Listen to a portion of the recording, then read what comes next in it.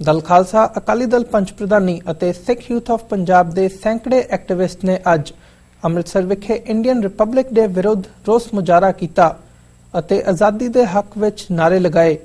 उन्हां अपना सुनेहा देण लई तख्तियां ਅਤੇ बैनर फड़े हुए सन।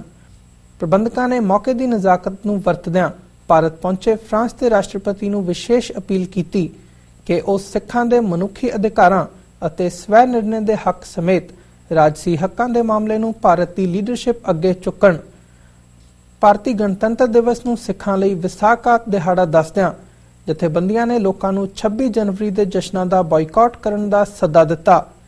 ਕਾਲੇ ਝੰਡੇ ਫੜੀ ਐਕਟਿਵਿਸਟ ਨੇ ਸ਼ਹਿਰ ਦੇ ਕੁਝ ਹਿੱਸਿਆਂ ਵਿੱਚ ਮਾਰਚ ਕੀਤਾ। ਸਰਕਟ ਹਾਊਸ ਅਤੇ ਡਿਪਟੀ ਕਮਿਸ਼ਨਰ ਦੇ ਦਫ਼ਤਰ ਦੇ ਬਾਹਰ ਵੀ ਮੁਜ਼ਾਹਰਾ ਕੀਤਾ ਗਿਆ। ਜਥੇਬੰਦੀਆਂ ਨੇ ਹੁਰੀਅਤ ਨੇਤਾ SR ਗਿਲਾਨੀ ਅਤੇ ਪ੍ਰਸਿੱਧ ਲੇਖਕਾ ਅਰੁੰਧਤੀ ਰॉय ਦਾ ਸਮਰਥਨ ਕਰਦਿਆਂ ਕਿਹਾ ਕਿ ਸਰਕਾਰ ਇਹਨਾਂ ਦੀ ਆਵਾਜ਼ ਨੂੰ ਦਬਾਉਣ ਲਈ ਹਰ ਮਾੜਾ ਹਰਬਾ ਵਰਤ ਰਹੀ ਹੈ ਜੋ ਕਦੇ ਵੀ ਪ੍ਰਵਾਨ ਨਹੀਂ ਕੀਤਾ ਜਾਵੇਗਾ। ਇਸ ਵਿਰੋਧ ਪ੍ਰਦਰਸ਼ਨ ਵਿੱਚ ਸੈਂਕੜੇ ਸਿੱਖਾਂ ਵੱਲੋਂ ਹਿੱਸਾ ਲਿਆ ਗਿਆ। ਭਾਰਤੀ ਸੰਵਿਧਾਨ ਸਾਡਾ ਨਹੀਂ, 26 ਜਨਵਰੀ ਸਾਡੀ ਨਹੀਂ, ਭਾਰਤੀ ਸੰਵਿਧਾਨ ਸਾਡਾ ਨਹੀਂ, 26 ਜਨਵਰੀ ਸਾਡੀ ਨਹੀਂ, ਪੰਜਾਬ ਦੀ ਆਜ਼ਾਦੀ, ਤਿਰੰਗਾ ਸਾਡਾ ਨਹੀਂ।